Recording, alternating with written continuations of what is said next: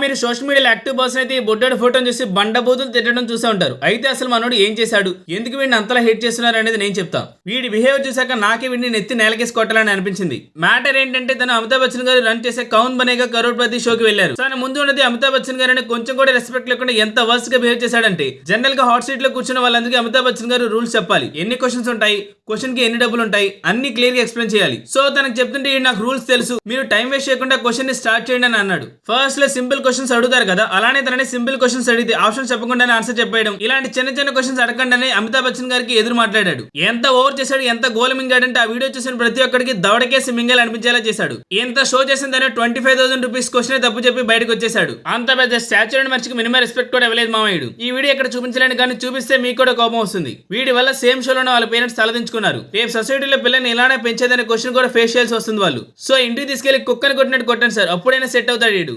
So పెద్దలతో ఎలా మాట్లాడాలి, ఎలా బిహేవ్ చేయాలని నేర్పించాల్సింది వాళ్ళ పేరెంట్స్ ఏమో.